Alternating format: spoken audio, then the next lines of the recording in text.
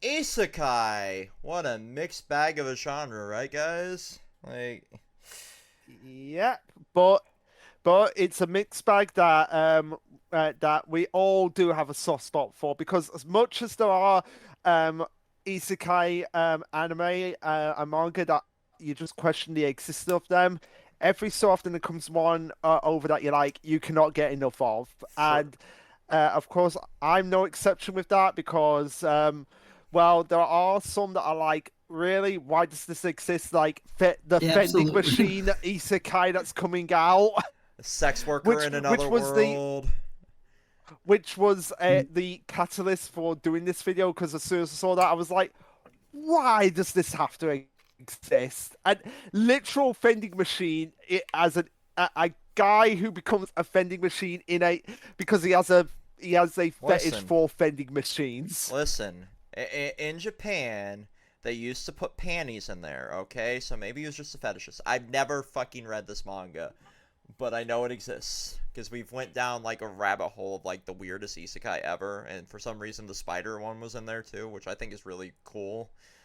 I didn't mind Yeah, that one. this there is one series that is in there that I question. Like I see it on every isekai tier list, and I'm like, is this an isekai? And see if you can guess which one. Um, the the the delicious in dungeon maybe. I don't No, know. Oh, is it I forgot okay about to that. pick up girls in a dungeon? I mean, That. I Is it an isekai? Because the kinda. general concept of No, it's not. isekai is that it has to be someone transported to Yeah, another world. it In the film, I just want to say the film Enchanted at least gets that right because that is an isekai film. like it Yeah, fits some of it, but at the same time, no, it doesn't. Like there's the reincarnation aspect plays a bit into it, but it's never like being reincarnated in another world. Like it's a Yeah, weird one so because it's like like some of the spin-offs take more of that route, I would say. Um, yeah, and also um, like the but yeah, well, gotcha I think game. for all the bad isekai, there's ones out there that I generally like. Rising of the Shield Hero, Digimon? hands down. Well, did you? Digimon Yeah. as well. Like, I was gonna say, I was gonna get to that, but I'll just Rising of the Shield Hero, hands down, favorite isekai, 100%. It's the only one that has encouraged me to actually start getting light novels. Ooh, That is saying nice. something. Um, And I think since we did bring up like a couple different isekai, I guess some definitions might be appropriate. Because depending on how you define it, like some things kind of follow and some things don't. Like usually an right. isekai, by definition, needs to be going to a new world, usually by Mm-hmm. being reborn, being summoned, or teleporting of some kind. I mean, we all talk about like, Truck-kun being reborn into a new world because like that's literally what happens in some All series hail like our Lord Eminence and in Savior Shadow. Truck-kun. What's Yep, Truck-kun? but in other series, it's like the isekai is just like ReZero, where I don't even know how Subaru actually got there, and maybe it's explained in the source. He just sort of walked out of a store and just was like, "Oh, well, I'm in another world now." Yeah, it's kind of the Right. same with the Ninu And then Kuni. there's series like Doctor Stone, which like it's not an isekai because it's not a different world, but civilization advanced without humanity's input for like thousands of years, Mm-hmm. and so it kind of is in a way. Yeah, they got So Would yeah, you transported into a different timeline, essentially, like fucking thousands of years in the future. You know, it kind of fits the definition in a broad sense, but it doesn't really fit into like the genre. Um, yeah, it's the it's same kind thing of with like like the I was wrong to pick up Girls in a Dungeon. It fits some of it, but not all of it, in my opinion. yeah, because by that logic, then technically you could broadly put Doctor Stone in there because even though it's set in our world, it's in a Mm-hmm. completely different variation of our world. Yep. yeah, exactly. And so for the most part, we're gonna be talking about your standard fantasy isekai just for people watching, because otherwise we could bring in all kinds of crazy anime in here that are just like, oh, well, this is kind of sort of an isekai. So I Yeah. think the best So way anyway, to start this off is like the precursor for all of this in our generation, right? And that was Dot Hack, right? One of the Yes. original isekais transported into another world, but also one of the most original multimedia franchises ever created, because you had like a web ARG thing going on, like on the internet. You had like the original like PS2 games that just got remastered for another generation, which definitely recommend going down and playing those and not paying your left testicle for them at a retro price. Uh, I just saw them at our local con this weekend, and I looked at the prices. I'm like, I could buy these. I could also pay rent. I can't believe they're still that expensive with a remake out. It baffled me. Yep. But like, I really do want to eventually get like the originals at some point, just to play them, because I had them as a kid and I sold them because like when you're a kid, you sell the games you've beat, and now you kind of regret them as an adult. But like the anime as well, like it was a very original concept. It kind of was like the original SAO back in the day, which is like my guilty pleasure isekai. But we've been over this a million times. I don't think we need to retread that too deeply. But it's what I also recommend, and I definitely recommend, if you can find it, watching or playing Dot Hack, because it was that precursor to the genre, and it's such a unique study in it. Go ahead. I still have to play it myself because I've heard a lot of good things about Dot Hack, and I bought them on sale at some point. But like most of my library, it's like so many games, and not enough. 7 generations. We had a Yeah. whole discussion in between streams about this. But the other thing I want to say is, like, with isekai, I mean, obviously the concept of traveling to a new world is as old as like the Chronicles of Narnia itself. Right. But what popularized it, like in anime, was very much like the gaming power fantasy element of it, which is what we see in a lot of like what we call standard isekai, where you have usually some kind of character with experience with video games, and like now with the isekai being popular, just the isekai genre in general. To the They point get that we born have. into Sorry, I was just going to say, to the point that we have Isekai Quartet. yeah. Such a fun series. It is. But the protagonist is born with knowledge of how to be good in this new world. And then, in the old world, I was such a loser. But in this world, I am a king. I am a god, and get all these women. And that's kind of like, I think, was a big, people call that the grandfather of it. And my God, like I know that's going to be one of those isekai that was like, I was very looking forward to. And one of my close friends, like IRL close friends who I've known since I was like a kid, she was like, you know what? This one I've heard, it just like pushes too many boundaries and gets bad places. And I'm just like, yeah, I have a good tolerance for most things. I did not have a tolerance for Rudy. I could not stand him or his family past episode 5. And I've heard it's like a really good anime, like one of the best of that year. I'm never going back to watch that show. It's just too creepy. Like once he's talked about grooming children, I was like, no, I'm done. It's a tough watch, but I think it is one of the better anime of that season too. But my God, I respect that. It's just I can't. I just can't. And it was interesting because I learned something new about myself. I have my own limits. Yeah. And what you do, like, that's shocking that you have some limits like that. It's very, like, especially like your profession, like you have to have a strong stomach for a lot of things, and that's like really respectful that you have that boundary. Yeah, and I mean, I think that also might be part of it. I mean, not to get too much into it, but I'm in healthcare, and one of the saddest things in healthcare is when you see innocent children get like very bad things or not the proper care that they need. Especially over the last couple of years with whole global crisis and vaccine. God, that was a whole thing. But anyway, isekai. Yep. So with isekai, I think the ones that like really, I think one that went under the radar I want to talk about before we get into like I think some of the big ones, because Vex did bring up SAO, is Problem Children from Another World Have Come or something like along those lines. That series came up like right before SAO, like not too much before, And I think because of that, it came near the very beginning, but before SAO could really popularize it for the new generation. Mm-hmm. It kind of went under the radar, and I feel a little sad about it because while it's not like the best anime ever, I did think it was a pretty decent isekai with really great music and an interesting concept because it's like a world where everybody, it's so much No Game No Life, but in my opinion it's a better version of that series. Well, you don't And have the it has like a syscon world where too. everybody, yeah, it is a world where people play games in order to like get ahead in life, but like not just video games, but like challenge each other at all kinds of contests. And it was a cool, fun idea, but I think it went under the radar because it was right before SAO could like really make Isekai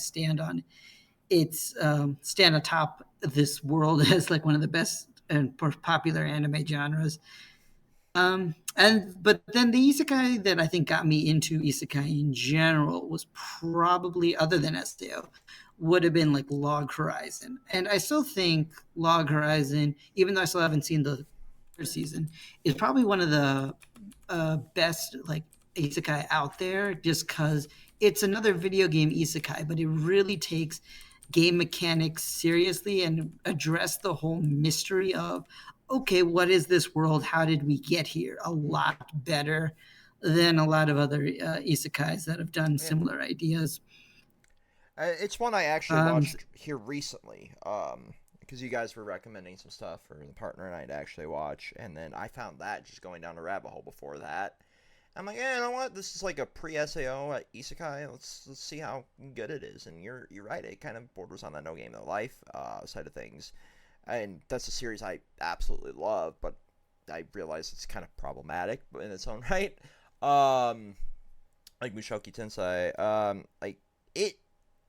I wish it would have done better because I feel like that one might have went on to be the successful isekai if it would gotten a little bit more of a nudge, but it just kind of sat there. Yeah, I would agree with that, but it got kind of forgotten even with the third season, unfortunately. That's just how it goes sometimes with anime. And also, to be clear, I don't hate No Game No Life. I just think it's kind of overrated. Like everyone's going like, "Where's season 2 of No Game No Life?" constantly, and I'm like, there was barely a story that's worth telling for 2 seasons. Yeah, I mean, light novel wise, they kind of skipped a lot of stuff in it too, and that's unfortunate. But I also understand why they skipped a lot of stuff, because adapting some of the stuff they skipped would be a ratings raise. Yeah. That bad. Yeah, I mean, it was already pretty bad from what got adapted. Yep. Imagine that in a NC-17 rating. Yeah. Okay. Wow. Okay. Yeah, that was probably smart not to do that. Actually, if anything, that's probably we'll never get another season. I'm shocked we got 4 seasons of High School DxD after reading the light novels of that. I still have to see that show at some point. It's fun. The fan base says, like, you know what? It's actually pretty good, even with what it is. It's and I believe it. Dumb as it shit, looks pretty good. But it's fun as fuck. That's my official statement on High School DxD. But also, fuck the original voice actor for the original the MC. Like, yeah. Also for the Devil is part-timer as well. Screw him. It was the same VA, I guess wasn't we could it? talk about that because that's like a reverse. Yeah, it was a guy who has 3 in his surname. We are not going to mention his name. Okay, that's smart. But yeah, Devil's a Part-Timer is an interesting one, actually, just because recently they had a season 2 and people were excited to see it again. But at the same time, I think excitement died down pretty quickly. Yeah. And I feel like, honestly, if No Game No Life... Like that, I was sad. I was going to say, if No Game No Life came back, I think it would be similar to that. Yeah, that's what people are worried about with No Game No Life, because I'll just say my thoughts on that series. For watching it for the first time recently, because I got High Dive and it's on there, and I loved it as well. I think Steph is just one of the funniest isekai characters ever, just because she's like trying to outwit Sora and and his sister, and she's just like cannot outwit them, and it just drives us to the point of insanity sometimes.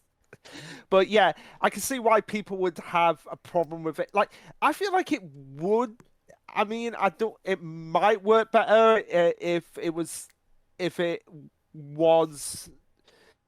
I don't know how they would make a season 2 They work because couldn't. based on what. Right. Yeah. Like I guess everything do. past where they adapted goes like even raunchier, and it gets to like full on horror movie levels of camp, like B horror movie Right. levels of camp. Okay. It's I mean, ridiculous. I mean, when they at the end of season 1, where they got the war beasts on their side, and they had that war beast uh dog girl, I fear for that dog girl's life. Well, it doesn't go in the route of Fire Punch, Luke. Okay, I'll say No, no, that. no. I mean, like you know how in the season how they had Steph wear a dog collar for one episode. Yeah. Do you remember that part, God, yeah. Vex? Ugh. Yeah, that is what I was referring to. Yeah. It. Trying to introduce that anime to new people is like trying to introduce a trauma film. I feel like with that series, you have to be like, okay, it's gonna get crazy. Are you in the mood for being having your brain explode? Yeah, but on a animation standpoint, it's one of the most beautiful things. Like the color palette in that universe is so magnificent. That's what I want to see again. Is like that world adapted, but I know it's never going to happen. And I feel like you're right, Party Jams. Like it would 100% fall down the rabbit hole that Devil's a Part-Timer fell down.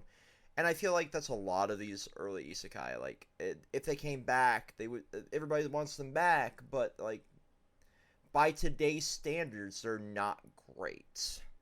And that's an unfortunate reality of like how storytelling is improved over the time, because we've gotten to the point where like we expect better and bigger and more bombastic stories, but a lot of the early stories were just like, here's a million ideas in another world, go crazy with it. um, and even to like Digimon's standing the test of time, like a lot of the early Digimon, I don't feel like, look at the reboot of Digimon, how everybody was excited to see they come back, and then they kind of shit on the reboot. Like there's Yeah, I mean, I will defend that the reboot isn't horrible and actually did some things like more interesting than even Yeah, the original series, like with yeah, Mimi's character, for yeah. example. Because with the reboot, and I still have to watch it all the way through, but I know they fight Millennium Mon, which was one of which looking at Millennium Mon as a as a Digimon, it's like why wasn't that in the original series more often? Because that should have been like one of the ultimate big bads mm-hmm. of a Digimon series. But there were some bad decisions, like including Tai and everything. That was And just weird. Like near including the end, they want to give every character an arc, but it's like, but Tai has to show up. mm-hmm. Mm-hmm. But yeah, I mean, at least I'm glad that it happened. I enjoyed my time with the Digimon reboot, and I think that they could continue with the second one personally. But we'll see what they want to do with the Venture Two. Well, with Adventure 2, it's just going to be a movie. Yeah. Well, I mean, yeah, they're doing like a continuation of the Tri series, but I mean, like Yeah, with the reboot series, because at the yeah. end of the reboot of Digimon Adventure colon, they did kind of hint that there could be more. Mm-hmm. Yeah, I But feel like if they do more, I'd be interested. it's a ratings thing. Like, did it do well enough to continue in that capacity? Because like the Adventure Try did fucking bombastic over here, even like, and we were more of the Pokemon area of things. Like, look at those stupid scalpers for the cards. Like, we go crazy for everything Pokemon. I mean, look at the games for Pokemon. That sold way more than a game in that state should have. Yeah, yeah. That's a rant for another day. But like Digimon was never as popular, and so seeing how well that did, it kind of shocked me, and it was the same way I was surprised going to see the Kamen Rider movie over here. Like, I did not expect to see that many people in my tiny ass theater to go and see a Toku movie, you know? But it was packed. Every single showing of that was packed. So, it was the same thing with Digimon. Like, ironically, like, the last movie I saw pre-COVID was the Millennium Actress, Tokyo Godfathers, actually, Satoshi Kon movie, and I saw like the anniversary showing of that, and then the last Digimon movie was going to be like the week after, um, and then COVID hit and like all the theaters shut down, so I never got to see that on the big screen. But at the same time, like, I'm kind of glad, given the whole state of things, like, I dodged COVID for long enough that I was glad that I didn't go and see the movie there, because, you know, I probably would have ended up with it, like, first batch before, like, vaccines or anything over here. So, kind of glad I dodged that bullet, but seeing that movie and just tearing up at that, I would love to see Adventure 2 in that same capacity, you know? So I'm hoping like the movies continue down that same storyline, and then hopefully we also see like Adventure 2 : as a reboot, in the reboot timeline. But Yeah, I mean, even if it's just for kids, I think it's just a decent watch. Because I mean, when we watched Digimon as kids, we didn't, especially since we watched like the dub, I'm guessing, we didn't realize like how weird it was the until we same were route adults. we So I did think it, kids enjoying it. yeah, like the same way with Sailor Moon, dude. Like, Yeah. Yeah, like now I cannot watch the weird episode where Tai gets brought back to Japan and it's like all melancholy without being reminded like it's meant to be a love story between him and Kari, and I'm just like, Nah, thank I you for still don't ruining believe that that. for I me, swear whoever someone ruined just made that up. I what? swear that can't be real.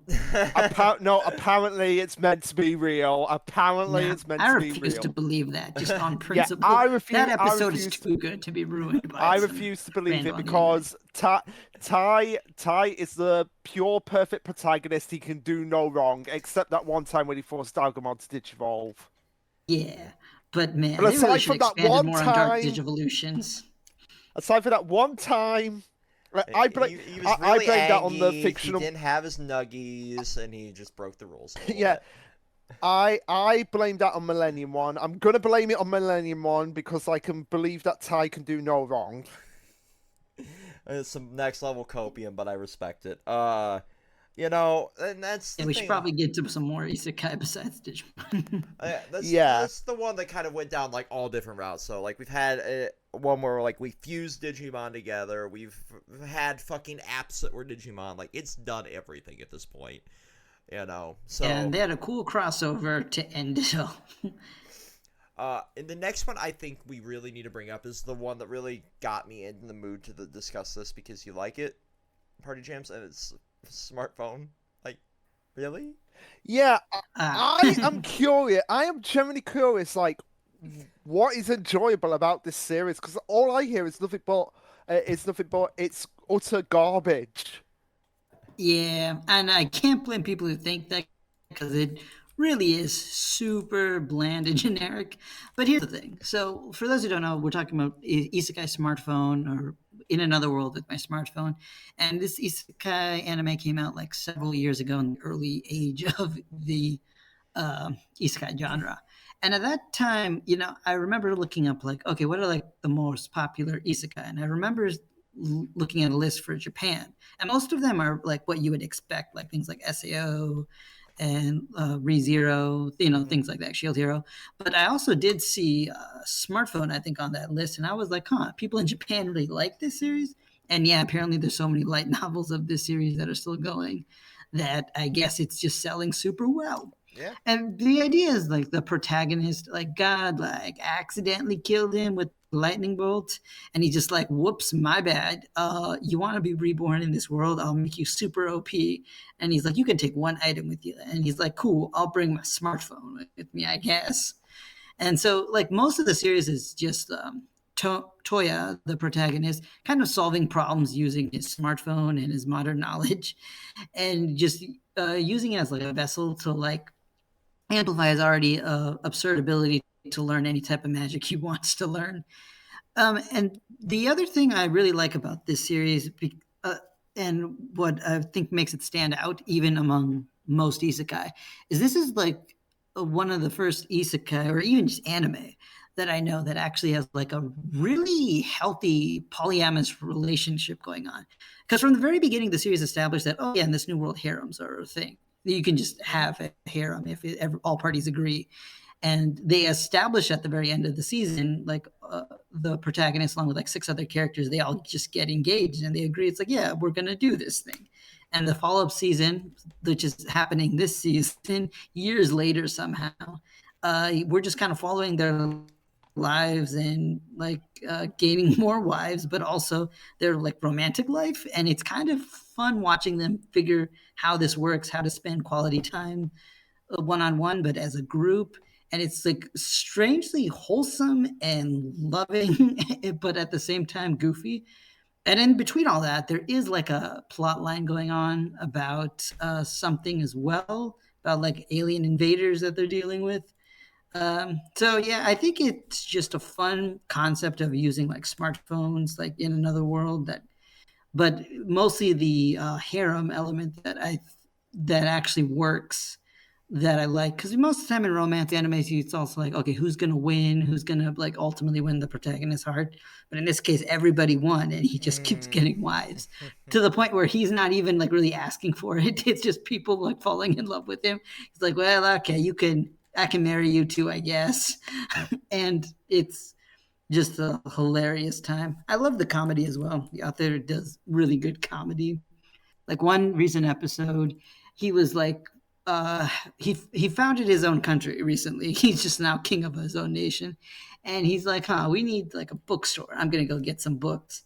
So he asked people, it's like, what kind of books would you like? And they asked for a bunch of yaoi books.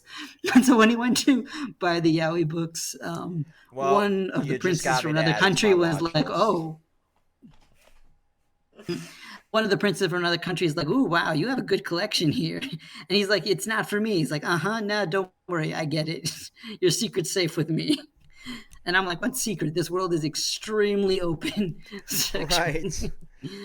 Oh. Like, man, God, it's super generic. I will say it's OP protagonist can solve any problem. But if you know that it's just a lighthearted, fun romp, and that most of the isekai tropes you've seen, you're going to see, and you understand the formula that the series develops, it's still an enjoyable time for what it is, even though I guess the second season cut out a bunch of light novel material that source readers were like, man, you guys cut out a bunch of cool arcs. And I'm like, there's source readers? Okay. Oh but my yeah, God. Isekai smartphone, I'm probably one of its only defenders out there, but yep, apparently it's a series popular enough in Japan, warranting another season. Before No Game, No Life, so take that. Like, Wow. you had me at a healthy polyamory, which is so rare Yeah. in fucking any kind of source. So It really is. And I'm sorry and I to think bring that this- alone should be praiseworthy. I mean, And I'm I'm not saying it's necessarily the best written relationship, but it's something. right. And I'm sorry to And- bring And it's like bring more this up. harems could just resolve conflicts like this. I'd be way happier than, okay, who wins this toxic competition? Yeah.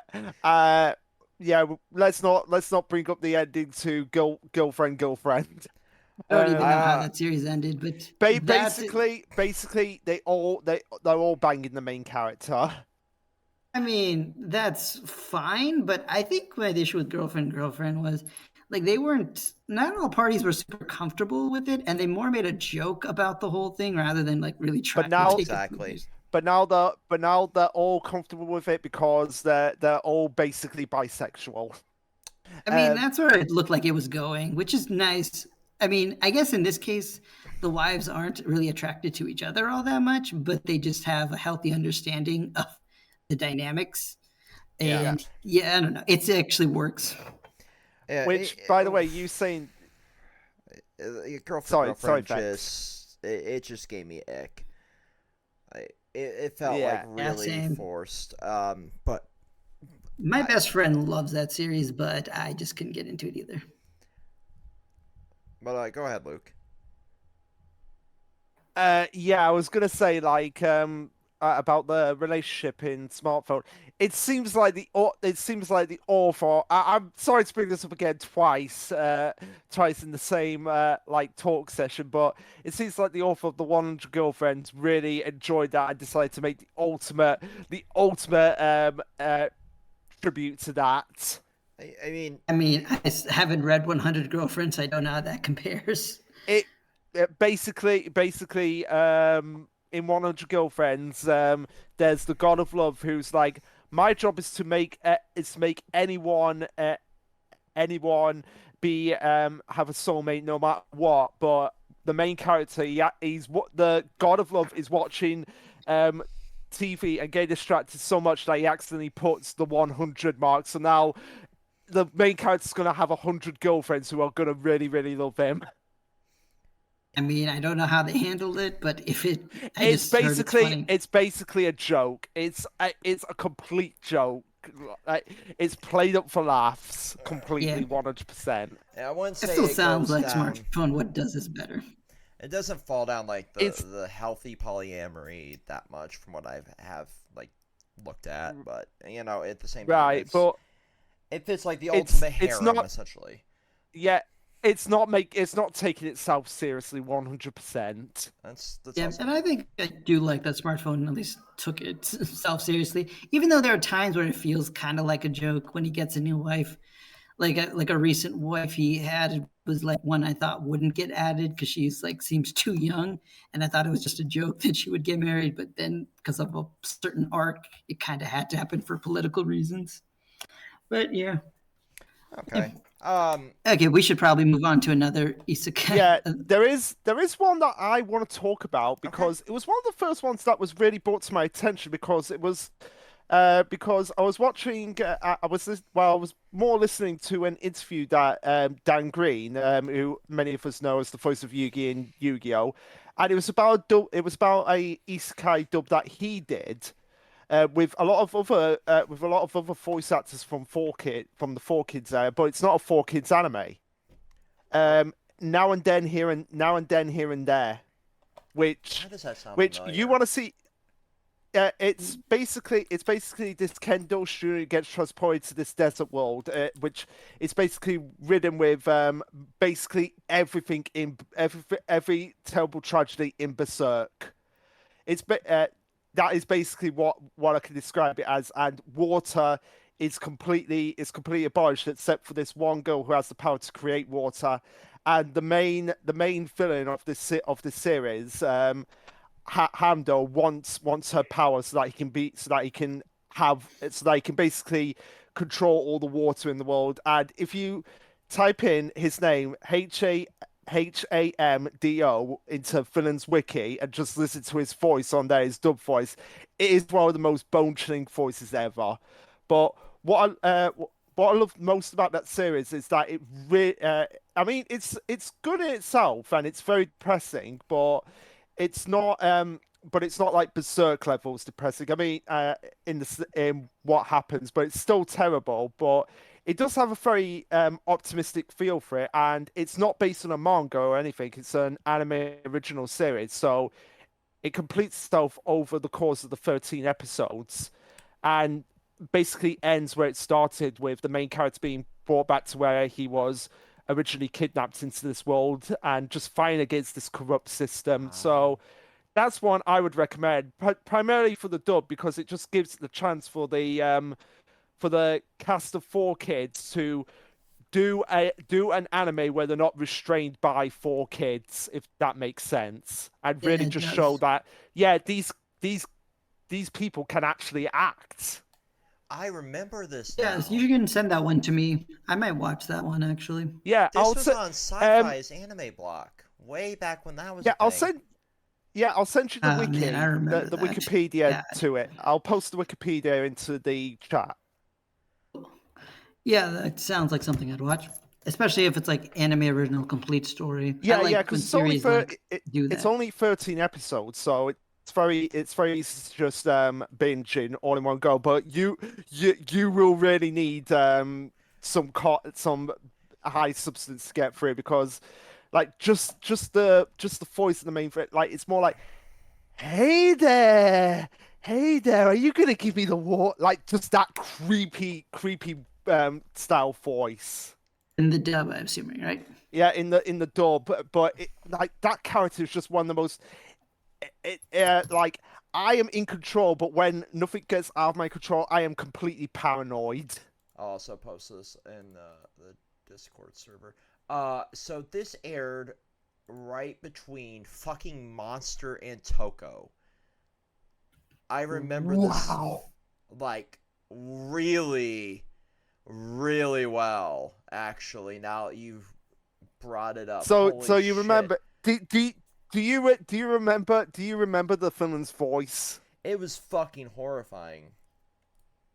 Yeah, I was just, but my God, that actor for someone who worked at 4Kids to do that voice, like that again that just opens up your eyes to like, hey, They these had talent. actors, even though that they had to like Dan Green, his character in that series, he does even though you can tell it's obviously Dan Green's Yeah. voice, Well, I mean, he you still does also a good hear him in like "Cluck Like a Chicken." yeah, But and you also have Bakura's voice actor doing the main character, yeah, uh, and yeah, which he was good as well, and you have who else I think uh Pegasus was in there too. Chris Crispian Freeman who was who was he? Um, Was he he was Chris? in the Slayer Yeah. series. Um. Yeah. A lot of those ADV shows were on Sci-Fi. Like, it's wild to think of like how many of those like ADV like mid-tier series got aired on there, and a lot of them are Yeah, really surprisingly good. This is a whole topic for yeah, another time. Um. yeah.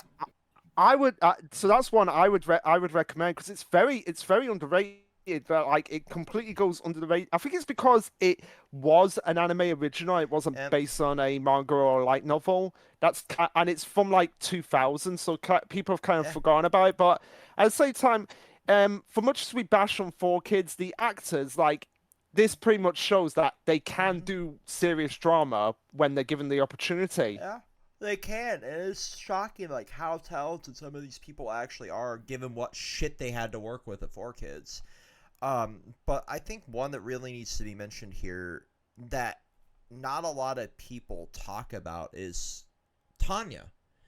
Like, it's Uh, such Yeah, a weird series to put in like the isekai genre, but like it really the is. It's just like overlooked the yeah, because it's the only and it's a villains. pretty good one too. Yeah, it's the setting the that kind of only throws people off. Yeah, the only thing I know about it, and this is from watching Isekai Quartet, which, like you said, that's a stroke of genius because I loved the moment in Isekai Quartet where even though I did not seen ReZero, how Subaru was just basically was just basically telling Kazuto about his life in his world, and Kazuto just getting like, "What? You've had it better than me." That was one of my favorite moments in that series. But Yeah. yeah, so all I know about Tanya is the fact that the main character was basically like me, works in retail and they gets put as like a military general. And not only that, it's the villain. It's such a stupid concept, but I love this series so much. It's so dark too. Like, what really got me hooked on that is because I went full like history brain rot like right around the same time I did mythology, right? So I dove down like the military history, like whole like everything from like Sun Tzu on down to like World War II, and I just hard focus on that. It was like one of my hyperfixations in late middle school. So I'm like, oh, this is kind of set in this battle, and you're dealing with a lot of this really overly produced militaristic background but you have like small child just being an absolute demon. I love it so much. How old is Tanya meant to be? Like 13? 12. Well, I guess we could 13. just Google that real quick. Wait, what? She's a kid. So wait, she's the youngest main. Well, he She is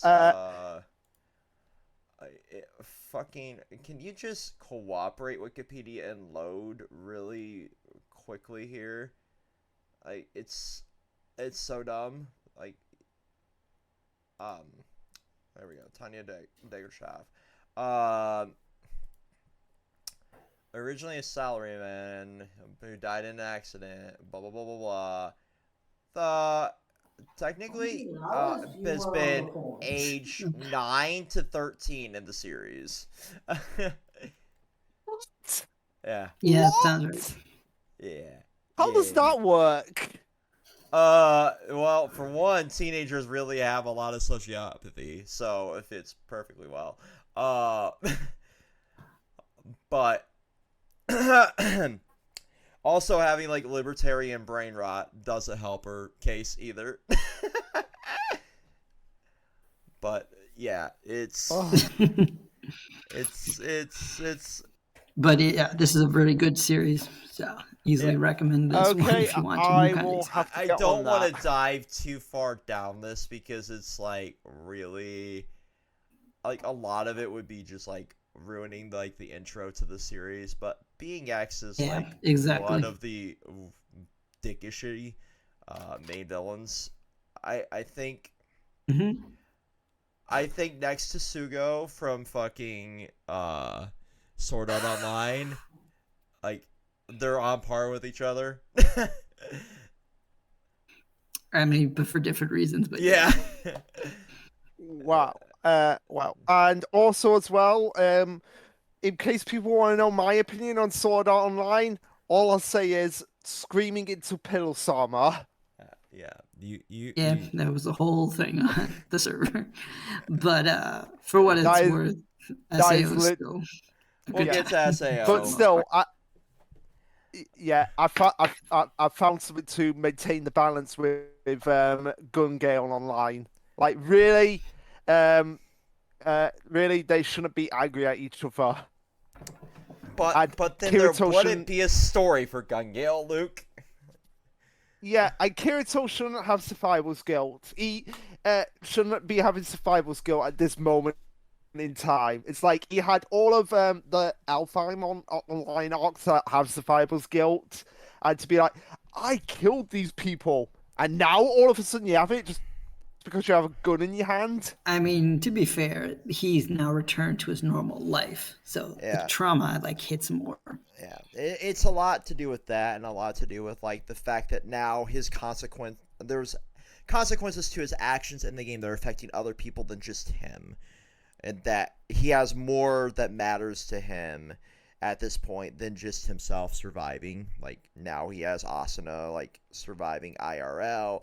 He has people that are depending on him, and like knowing that his cousin sister that he definitely doesn't want to fuck, but she's also got the hots for him, is also alive and doing well, and also playing these games. So now maybe she could possibly die if something happened. Yeah, it's a whole thing. But yeah. Yeah. But yeah, Kirito stopped doing an Edgar Allan Poe. Yeah, that's an accurate way of looking at it, I guess. Yeah, and I only say that because of the fact of the whole cousin thing. Yeah, I got it. I Wait, got what? it. Yeah, Poe fucked his cousin. Oh, But okay. Then. yeah, that's the whole thing, and definitely one of the more weird things about the man, and a slew of weird things. Well, I guess we could use Isekai Quartet to talk about some other shows. Yeah, Like, Overlord. Overlord.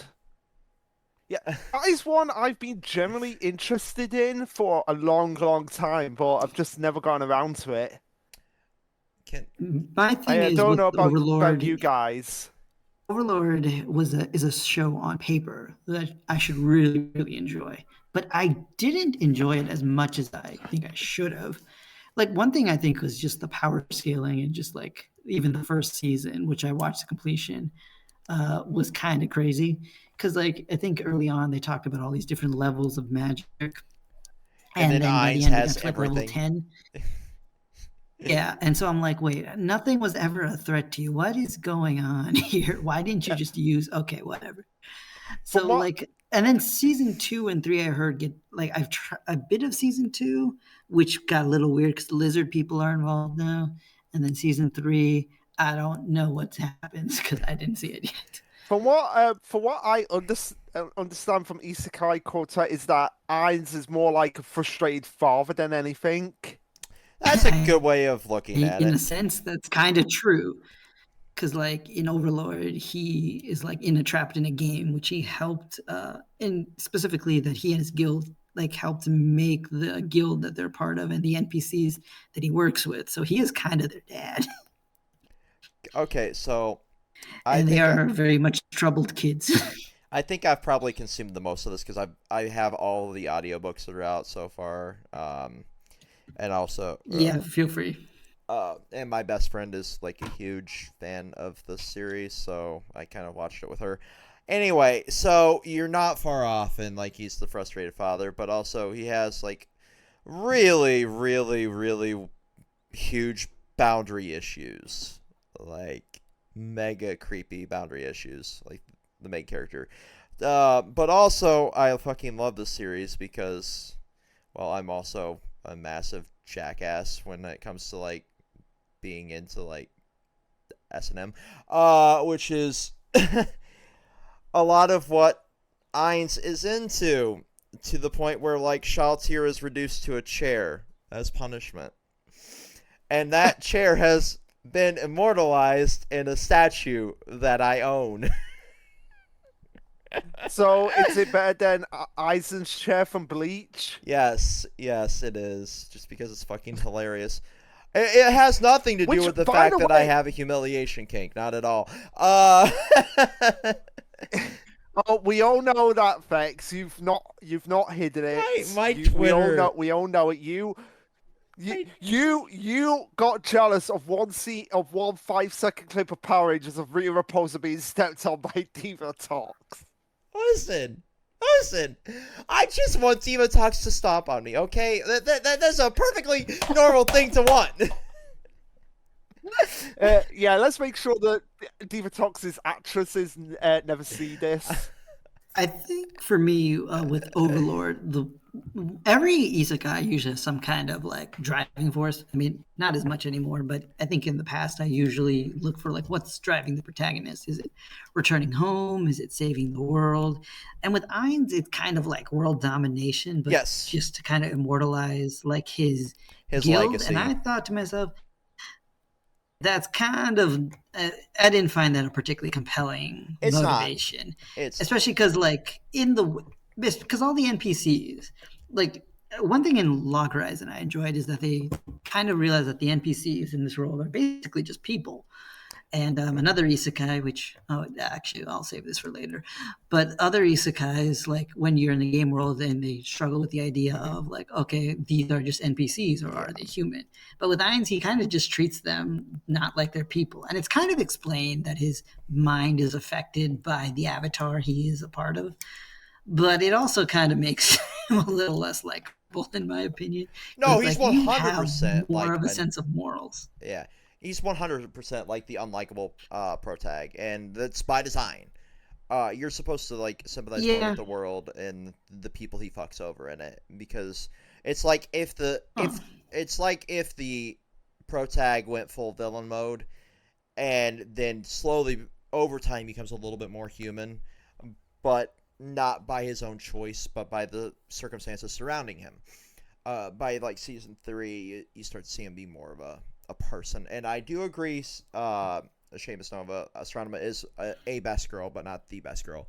Um, but like they're up to like audiobook wise, they're up to like volume 6, which is like right where season 3 is, and like there's some stuff that was cut out that really would have made like season 1 in particular a better approach to it, which I don't understand why they cut it out, because by comparison it's fucking tame, but you have understood a little bit more of the motivation, etc., etc.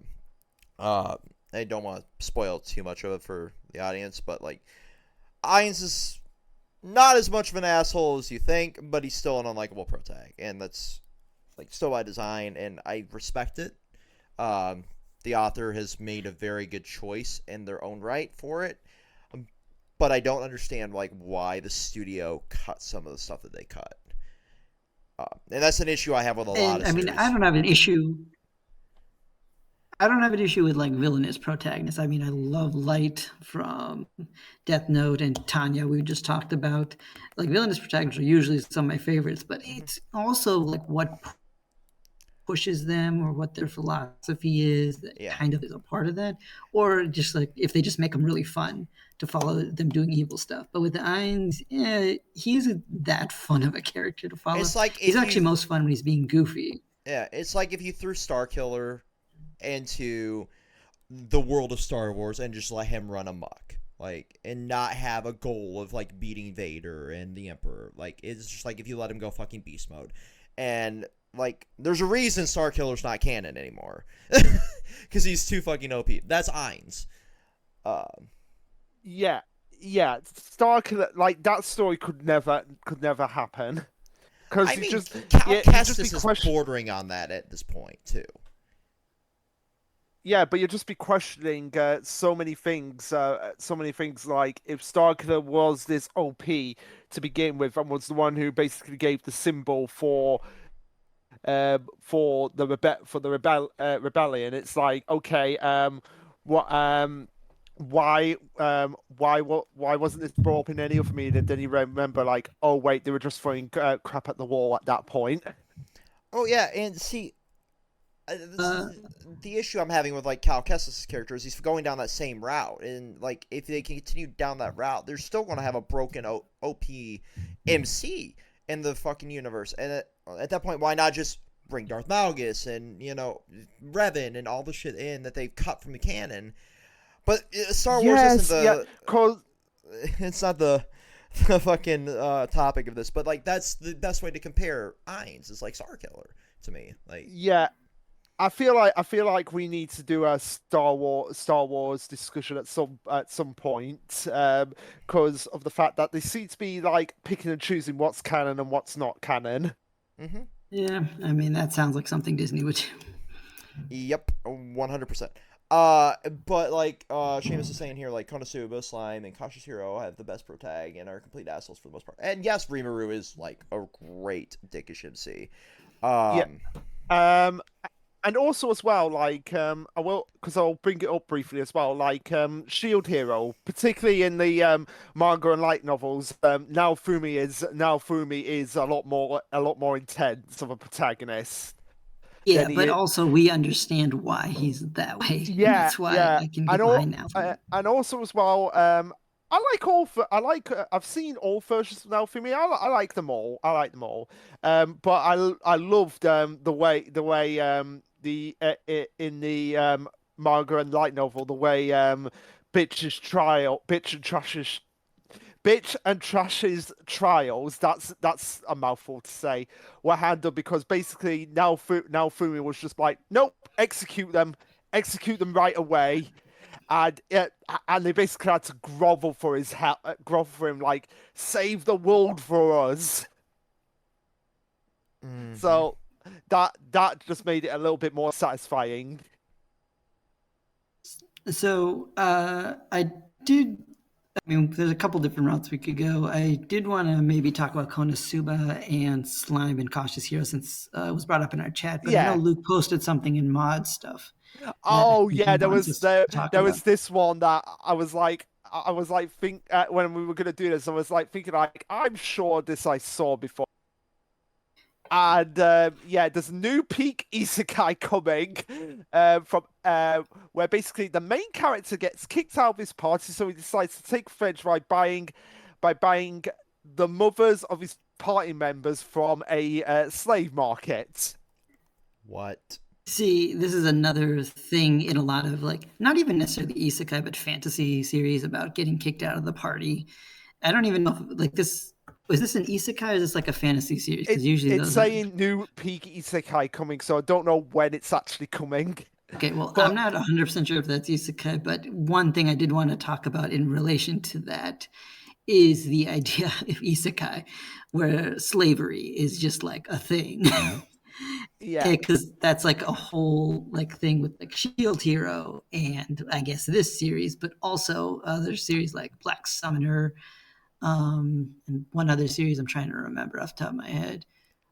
I can't remember, but yeah, slave girls are like Labyrinth. Yeah, there was like a one that was like Isekai Labyrinth that I watched with like slavery being a big thing. Oh man, that one was an interesting one because Labyrinth is like it's basically an adult anime. Let's call it that. And okay. All they right. Sorry to cut you off there, but I found out. Okay, so it's a web novel that's getting an official manga adaptation. Um, and here's the synopsis for it. What would you do if you were betrayed by your best friend? Get depressed, get angry. How about buy your old party's mothers as slaves? still doesn't sound like an isekai, but yeah. Yeah, Sarah. Oh, here we go. Sarah's a reincarnated magic swordsman is hedged out Ah, of there the we go. party by the hero sect. Despite Sect's bad personality, none of the other party members stand up to him and instead rally behind Sect. In this world, older women are considered undesirable and are sold into slavery past their prime. Yeah, Diva Talks with had something to say about that, but luckily for Ceres, as a reincarnated person, he doesn't hold the same interests as the rest of the world and happily buys his former party's mothers. Yeah, this will be quite a This trip of will a be series. I'm gonna watch quite it quite probably. this would be quite controversial if it got an anime for about 5 seconds. Look, just like Shield Hero did. Hmm. But it is interesting how like weirdly light slavery is treated in most of these series because it's just like you can just go out and buy people. It's like we're not gonna talk about the moral implications of slavery. Nope. Oh We're my just gonna god! have the Oh my protagonist get a god! waifu out of it. I found the manga. I found the manga itself. Nice. I knew I But was gonna. I knew I would probably find it, but there's also another isekai that I want to talk about. That I'm like, okay, this just is just I find this just hilarious. The one where the mother is reincarnated with her son into a fantasy world, and she's apparently way more good at the oh, fantasy my mother's trope two-hit attack. than the son. I think What it's was that series called? I think it's like do you love your mother and her two-hit attack or something like that? Yeah, Basically, I yeah. just call it the MILF That's what everyone calls it. Because it's literally I mean this one's an interesting one because the isekai element of it is like almost like a therapy session between like children's and their moms like in a world where it's like moms are well loved and it's kind of like supposed to be about repairing the relationship when they're edgy teenagers and whatever and it's I mean in my opinion it's not very good. My No, best it's friend not very loves good. that series so much though he bought like actual like merchandise from that one too. Yeah, but trying to repair the relationship with the edge of teenagers, you can already do that. You just gotta wait until they're out of the teenage phase. I mean, also true, but I mean, yeah, it's just like the premise of the show. It's funny, and I I will admit will it was say, enjoyable, but it just was a very bare anime. It wasn't that good. I will say, what's making me wanna watch it is just for the fact that, like, because the in like isekai series in general, the parents aren't usually present for the most part. So to have the mother be the main female of an isekai, that's something I don't think has really been done before. True, and I mean, I think the series might have been popular enough because an anime this season I'm watching is called like One Hit Kill Sister, and it's pretty much just like isekai, but now with your sister instead of your mom. Oh my god. What's it called? No, one hit kill sister. Why? Yeah, that one is like, it's funny because it's like super bad, and yet I really enjoy just how trashy it is. And the weirdest thing is like the ED. It has like this really great ending song that is just so serious that makes you think, wait, there was like some backstory and trauma here in this family that are they going to get into? Because it looks like I want to explore that and not this. But Wait, it's a fun yeah, series. that's something I honestly don't. Well, I get why they do it, but like most of the really trashy um anime series like get the most catchiest theme Yeah, songs. that's true. I guess it's like we've got nothing else that stands out. Let's make a really banger opening. Yeah, but Yeah, actually, that's probably it. you got a lot of series like that. It's like the coolest trend, but at the same time, like if you put like 5% of the thought into the fucking actual plot and adapting something properly, you would actually have a good series and not just a good OP or ED. But when there's no fucking source material to adapt, you're just like, well, the animator's got to do something, right? Here you go. Yeah. I think the other I think one. another thing with these. Go ahead. Good. Okay, well, what I was just going to say quickly is because a lot of these series also included like multiple people getting reincarnated / transported to isekai, which I've learned is usually a sign that the isekai is going to suck because like they do this in like Isekai Cheat Magician, which I think that might be the lowest rated isekai on Mao, and I've watched it and I understand why. Like it's weirdly not the worst anime I've ever seen, but it's not very good. And then there's like another one with like a spider, like their whole class gets Isekai'd. And everyone's like, cool, the spider lady is fun. The one who gets reincarnated is that. But the class who gets just reincarnated as people, they're boring, apparently. So I'm a spider, so what? One of my friends watched that one.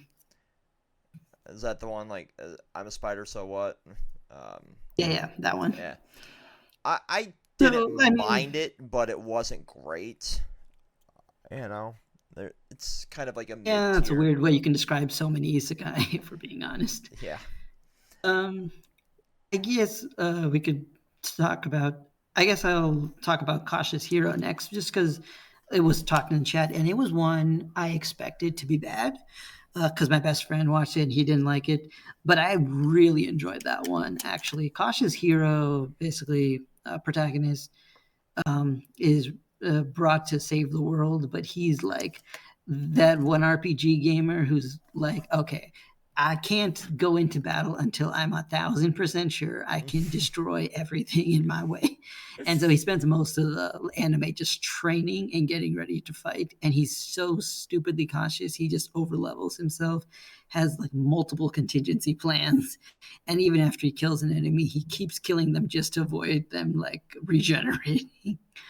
And it is so much fun. It is like, I was like the last isekai I think I really binge watched and just had a great time with. So yeah, I think it's also had like a brief cameo in Isekai Quartet season 2 because it's the same publisher, I guess. So yeah, just wanted to quickly bring up that one for anyone who wants more recommendations because that's pretty good. And Konasuba is I think one that most of us have seen and enjoyed. Yeah. God, yeah. I will say any because a lot of people only watch the sub for Konosuba, but I will say the dub is just as hilarious. It's a as the fucking sub. treat. I think I can get away with it. I think I can get away with playing one clip from it. Like there's just one really funny clip that I want to play. Like While you look for that. darkness. No. Megami is like, I love you, meditate staff with your throbbing magical powers. Okay. I will say, I think Konosuba and probably some others like are isekai that are better watched a little later in your isekai journey, just because the best part about Konosuba is that it makes fun of isekais while being an isekai. Yeah. But yeah, don't sleep on the dub of Konosuba, people, because it is. I should watch that because I haven't. So yeah, You There we go. add the you to my should list. watch it at some point. Like, 俺 oh, 風 have 呂 you 入 got る it? から Have you got it, Vex? なんだよ No, this is the sub of it. One second. Boop, boop, boop, boop, boop, boop. Oh, the gender equal. Yeah. It's I think you could get it up. Anyway, oh, I'm taking a bath first. Dub, but Is there a what problem? was This I gonna is a say? fan dub. Yeah. It says. First. Ah, Is that what? I advocate for true gender equality. yeah, fan I dub. have no Yeah, patience can't. for those who go on about Yeah, female so it's not privilege the. when I suits could them, probably only to find complain it. about people Yeah. not being man Okay. enough when it's convenient. it's an Um, exact line from the actual thing, but I just couldn't find the actual like real dub of it. I'm sure you can find it, but I also don't want to play it twice and get hit with a copyright strike. Yeah, we're already treading dangerous waters. Yeah. So I guess slime was brought up for a little bit. Slime is an interesting one. I think it's one I slowly. Yeah, kinda I've got literally bored just found it. I've literally just found the Yeah. clip. Uh, Vex. Go ahead and put it in the Okay, good. chat. I don't want to play it twice. I'm not fucking with Crunchyroll. with. I'll watch it later. There we go. I've put it in mod stuff. All right, thanks. So okay, cool. Thanks. That's a fun title. Yeah. So slime. I think that one was an isekai that it probably is like really good among its fans, and I do believe it because I love the way it does like world building. But it's also like just so slow once it really gets into like the more serious arcs that it kind of killed my enjoyment a little, if I'm being honest. And there's so many characters that it just kind of became hard to keep track of everyone and all the subplots Oh, and yeah. subterfuge. But it's a good anime. I can't say it's not, and I love when Rimuru goes all out. But at the same time, it's like, if it gets another season, I don't think I'll be watching it just because it was already a lot with 2 seasons. See, And the light novels is much more, apparently. Yeah, I fucking love Slime. I had no idea it had a movie until I was getting ready to buy tickets for, I think it was like Ant-Man, which yeah, I think Like Quantumania? yeah, the newest one, Quantumania. I think that would have been the better choice of a movie to see that day. Yeah. But I also have like a family tradition of going to see every MCU movie, so I suffered through Quantumania. Okay. But it's still like one that I had to go like the next day and see the Slime movie just because it's a fun series for me. I will say like I'm just gonna say go ahead. I'm adding it to my list right now. Reincarnated as a slime. Yeah, I think it's a good watch. Absolutely. It's a lot. Vex. You're 100% right, Party James. It is a lot. There's a lot of characters. There's a lot of backstory. There's a lot of shit going on. And it's something I've had to sit down and like read like Wikipedia just to kind of like refresh my mind of like what the fuck is going on sometimes. Just because there's so much going on. And I don't know if it's just because I'm getting old and like brain is slowly dying and purging information quicker than it can take it in, or it's just there's that much shit. Because I even feel Yeah, like I'm that pretty was sure that's just that Chainsaw much. Man at some points. A little bit of column A and a little bit of column B. Yeah. So let's. Unless you like, Oh. unless you're like me, that when your mother says you've swallowed the television, Luke. You know, What? I wish I had What's that that even power. mean? Yeah, but because basically I can remember like so much. It's amazing. Oh, I cool. wish I gotcha. had that power. Like, give me that pill from Limitless, please. I think it's because I I love didn't that movie. spend my teenage years drinking alcohol. Basically, no offense, Vex. Wow. Drinking alcohol. What? He's not wrong. Because you've mentioned before how you drunk alcohol and done every substance pretty much. I mean, right there past that trash can is just like literally a mini bar. I rest my case. No offense, okay, Bex. let's go back to Isekai. I wanted to bring up because you've recently seen it, Eminence in Shadow. Thank you. Yes. This revitalized my love for this genre. I think it's just because I sat down and enjoyed it with someone else too. I think that helped a lot Yeah, because we're just dying of laughter at some of the stupid shit going on in this series. What's It it is. called? Eminence in Shadow. Eminence in Shadow. I want to say a couple things with that. Well, first of all, my actually originally got it recommended from my friend, but then he's like, "Yeah, I don't think the episode was very good, the first episode." And then I told him, "It's like, cool, you got to watch the second one because the first episode is nothing but a bunch of random setup." And then from that episode onward, we had a really good time because it is like the funniest protagonist ever. Basically, the idea is a guy who, well, actually, no, it's fine. A guy who wants to like be the Eminence in Shadow, which is like a super OP character, but lives an ordinary, insignificant life. Basically, imagine it's like, oh, I want to be like God, but nobody knows I'm God. And Right. he just exacts justice, and he sticks to this route so much in the real world, but he realizes he has limits because he's like, man, if a nuclear weapon came down, I would die, and that makes me sad. So here's what I'm gonna do. Well, actually, I'm not gonna tell you what he does, but he gets reincarnated and then goes to another world, and there he is like, cool, I have magic now. And it's You know, really good. It's such a. you know what? I am looking at an image of it right now, and I see a guy in a broken hood in black. Mhm. I see a fox girl right next to him, and a elf girl. You know what? You look at the picture and you think it was like, I am edgy and I have a harem, but it's really like the most hilarious shit I've watched in a long time. And Yeah. okay, I feel like I need to watch this now. Yeah, just Definitely. this It's image on alone par and with what you. Konasuba levels of funny. Right, okay, I am watching that. But I do want to say there are certain flaws that actually stop me from even finishing the first season. And like the first thing is that it gets kind of repetitive for me. Like every arc ends up being like, of course, like, the situation is resolved with the character being OP as craziness and like a new threat of the week that kind of just goes in the background. And like all the conspiracies end up being real. It's just like that every single time. And the other thing is like this story has so many side characters, which I was hoping they'd really explore and expand on, but they really don't. It's really, you're watching for Sid. You're watching for the main character. The side characters are there and they're cute girls, but that's just kind of all they really are. They don't really flesh them out or do anything with them much.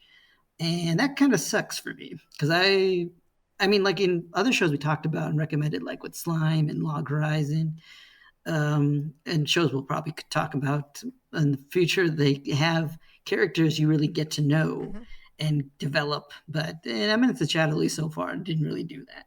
Yeah, it's an unfortunate side of the isekai genre. Like, you want to hyper focus on the MC because the MC is the one that's going to carry the plot, but at the same time, if you have a lot of like side characters, and some that seem as interesting as the ones in Eminence and Shadows, like you're right. Like it's an unfortunate one.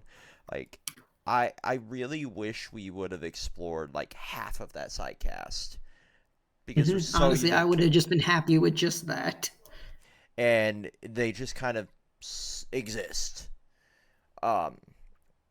But at the same time, like I had such fun with it. I didn't really mind not exploring them, and I hope like when we continue past where we're I at think now. that's also because I watched it weekly. Because like you're watching it like you watched it in a binge with your partner. Yeah. I watched it weekly with a friend, and it's just like every like new week, I'm like, okay, I hope we get something new and interesting. But it's like, nah, it's kind of the same stuff, but a different version of it. Which I mean, I'll maybe finish it at some point and then go watch the second season when it comes out. But I can't say like this was an anime that I found it funny that I convinced my friend, "Oh, you need to pick this back up," only for us to both be like, "Okay, you know what? I was wrong. Maybe we didn't need to pick this back up." The thing is, like, But I am there's glad a you lot like of it. there's a lot of shows that work better as a binge. Like, I feel that way about Rick and Morty anymore. Like, I could not watch that shit weekly anymore, but I would 100% like enjoy it on a binge. Like, Red and I tried to do reviews on it again this past season. I'm just like, I'm so fucking checked out of this. But I watched it on HBO Max a couple nights ago, and it's like, oh, cool. This was actually a decent season. I mean, the last season was actually pretty solid. So yeah, Yeah. I agree. It's probably was work better as a binge. So let's see. I think there's some more isekai. I'll get the elephant in the room out of the way. Sword Art Online. Oh yeah, go ahead. So, do we have to talk about Sword Art Online? yeah, I mean, well, in an isekai talk. yeah, I mean, like, we're already going to do a whole ass video on it, so I'm going to save most of that for that video, Luke. But I 100% stand by the fact that this series gets way too much fucking hate. It is No, not. Nice. it does. Facts. It doesn't. It doesn't. It deserves all the hate that it gets. No. No, You're, I'm with Vex on this. like, it is dog shit. It is, like, objectively a bad plot. But you look at it through the lens of, like, you're watching a B movie, and it is some of the most fun you'll have. I think it's also a product of its time. Like, he's watching SAO now, not counting, I guess, whatever the newer stuff is, but what it was at the time was so brand new to our eyes compared to like what it's basically standardized.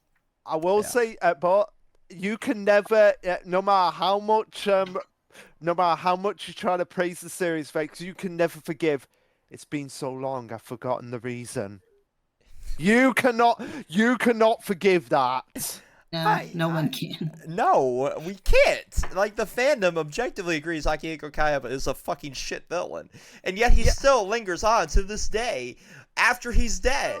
As, like, remnants, like a ghost in the machine. and also as well, like, I'm gonna be bolding what wants to get through SAO at this point, so I might as well just shave all my hair off after that. But also for the fact that Kirito and Asano should be dead. Yeah, they should. But then you wouldn't have a main character anymore, and the fucking author wanted to write, like, no. Make someone else the main character. No, because that requires actual effort, Luke. And that's why you're a shit author. We're not arguing that. Even he admits, like, he has flaws. Like, then that's why I respect him. Like, he admits that, like, as he grew older, he became a better author. And I agree, having read the light novels, like, you see him progress as an author as you go through it. But at the same time, but it doesn't excuse it. But that doesn't excuse the fact that he is still a shit author. I mean, you got better as you grew as an author. You look back at your first stuff, and you're probably like, "Wow, I could have done this better." You know. Nope. I was perfect. I am. You are full of shit, and you know it, Luke. No. I was absolutely perfect. I do not put a certain film that I was part of in a safe locked away behind a place that used to be. I look back at the first videos that we made on this channel. I'm like, Jesus fucking Christ, what was I doing?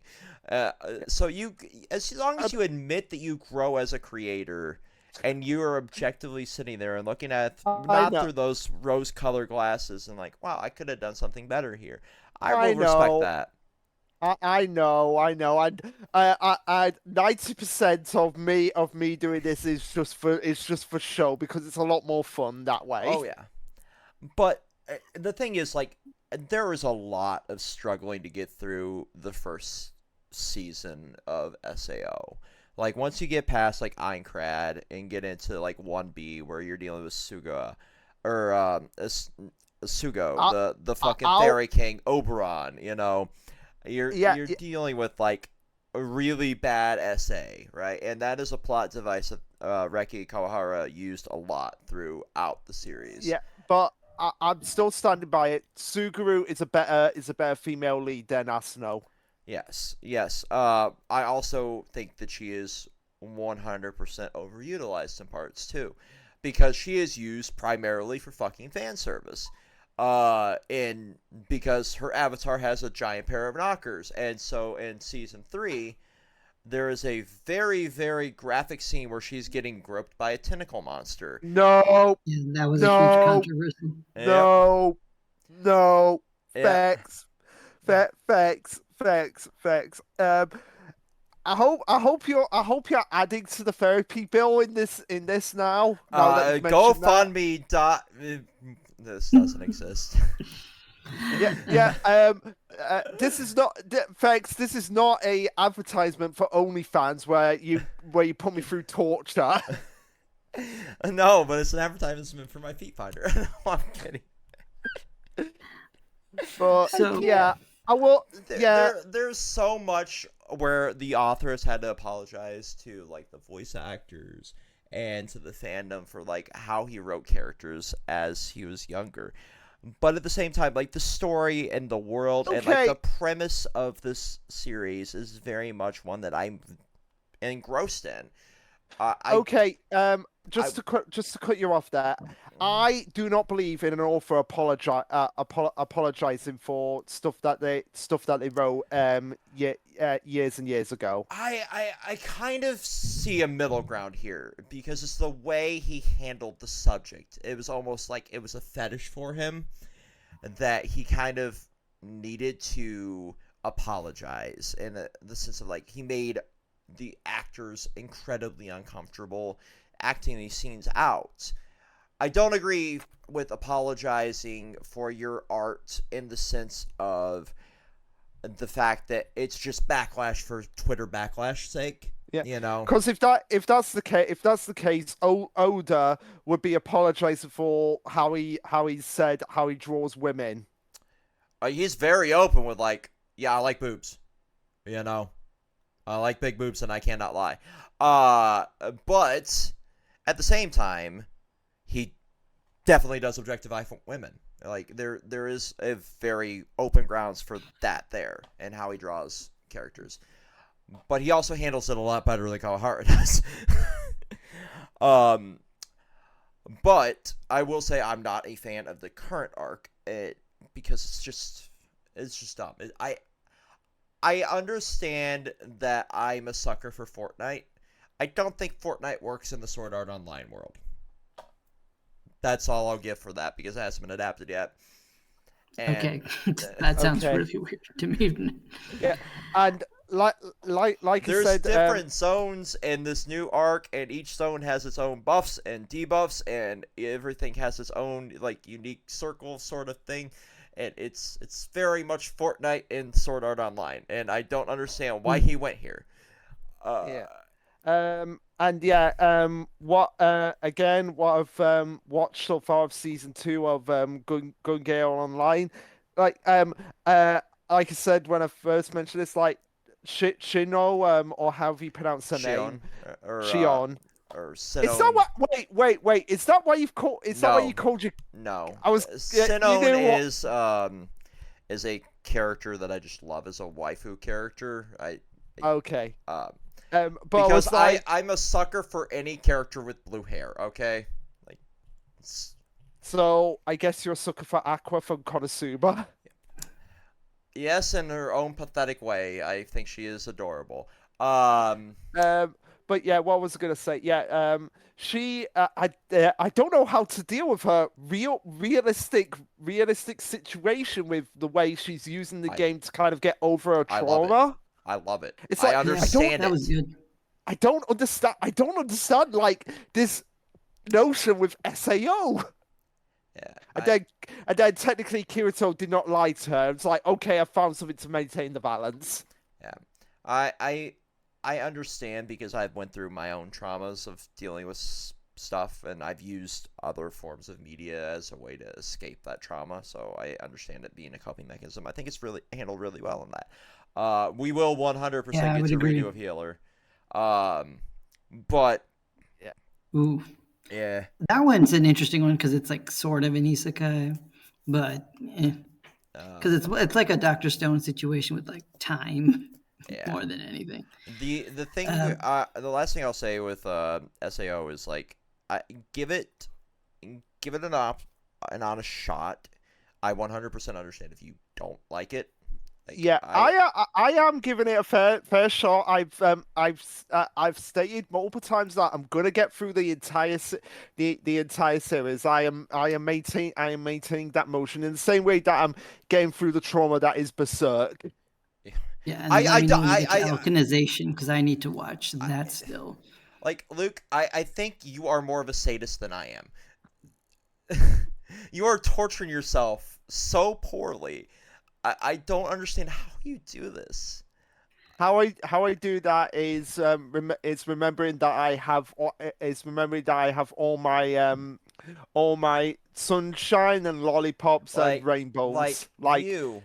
Dr. Stone, Mission Yozakura Family, Power Rangers. I have all my pleasures that I can get through.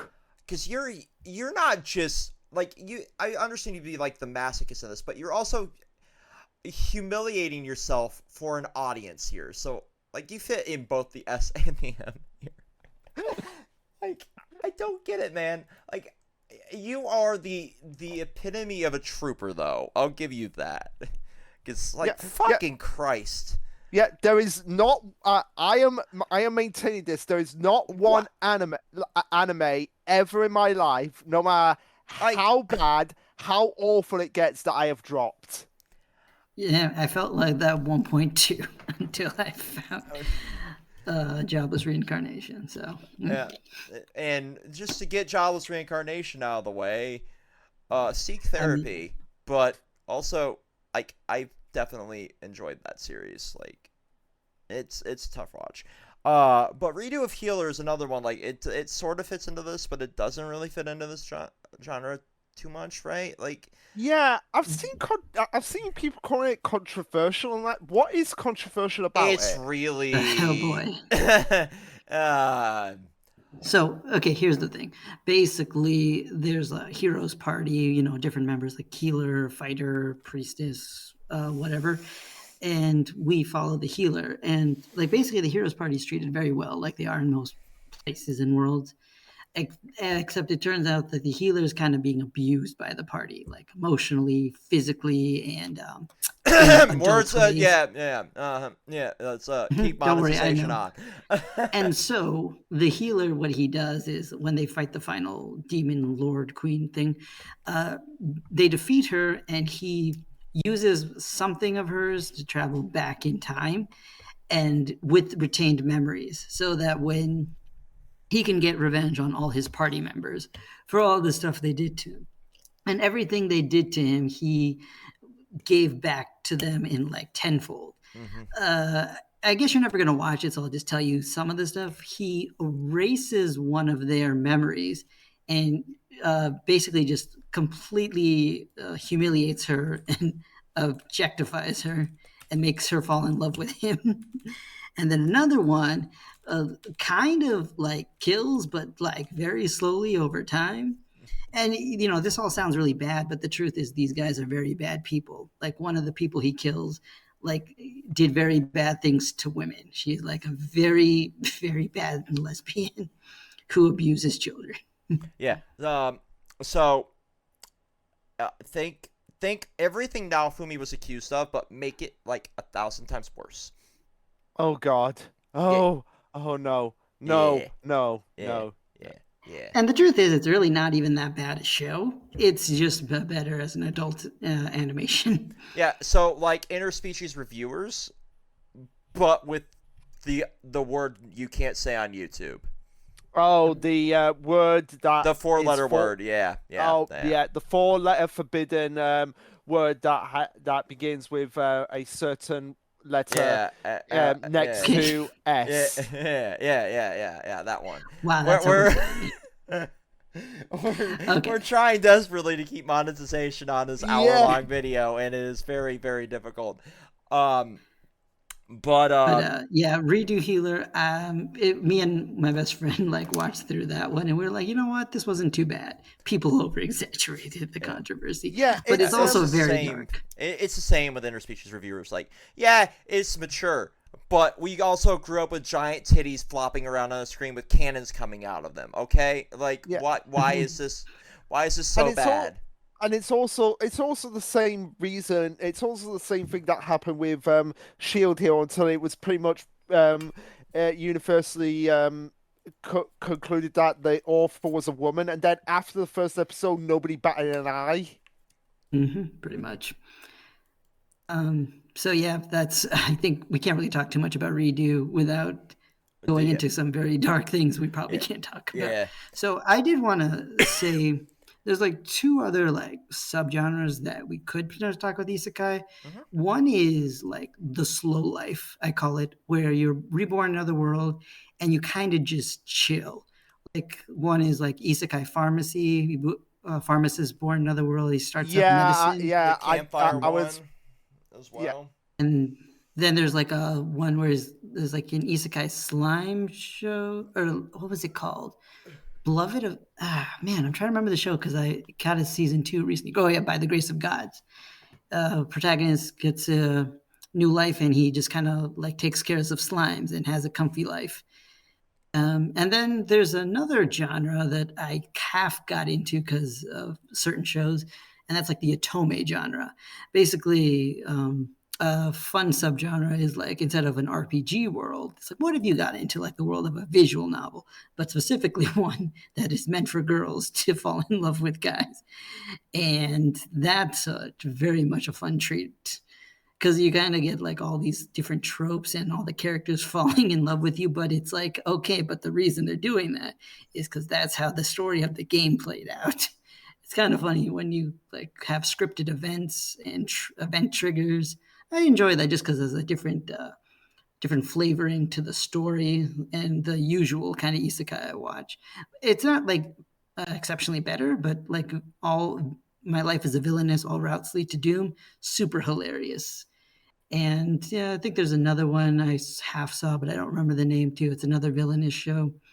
But yeah, Tome Animes is a fun one. And one underrated show that's kind of like a slow life is Outbreak Company. Now, when I made like a top isekai list a long while back when I was newer to the genre. This was kind of up there as like my old underrated isekai, where you're an otaku is reborn in another world and he introduces otaku culture into a fantasy world, and it's a very comfy show until like the very end where because like the Japanese government is involved with this stuff and they are kind of using otaku culture to kind of exert their soft power to have political influence in this fantasy world.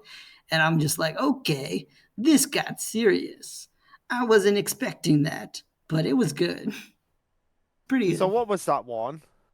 The last one, Outbreak Company. Okay. It's an older show. Okay, I'll have to 2013. It's another one of those shows from the early isekai era that I think got overshadowed by some other stuff. Yep. And again, this is more for like slice of life fun watches, and it's not particularly exceptional. But I think I just remember it mostly for that like ending twist, just because I was not expecting. Because it's interesting because Japan is a nation that isn't allowed to have a military after World War II, and so a lot of their power comes from their culture, like and the products they produce, like video games, animes, movies, food, things like that, soft power as it's called. And in that sense, they managed to become one of the richest nations in the world through that, and kind of using that as like an isekai subplot. That was kind of cool. So I wanted to bring that one up in our discussion because that one doesn't get talked about much. And I have I think one last really big one looking through my list. But so I'll let you guys do yours. I think the last one I have would be, well, we kind of talked about No Game No Life already, but Sure, we can talk about that. There's a bit of like more to that, right? Because it's one that we know is never going to continue. But there's another big reason why it kind of got shut down, and that was the fan art tracing controversy. Do you guys remember that?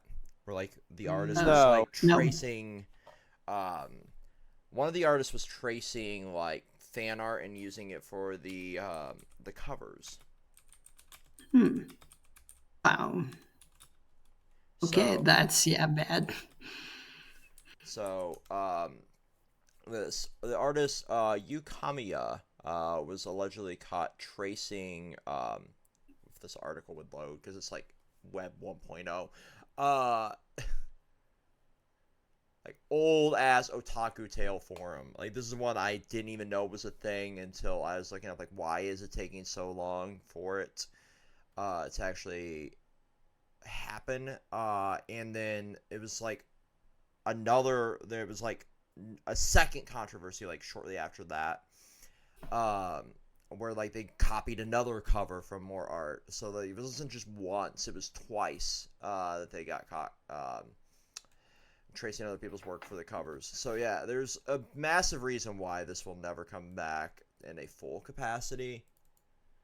And like there's multiple articles you could find, but dive down a Reddit rabbit hole, etc., etc. But like,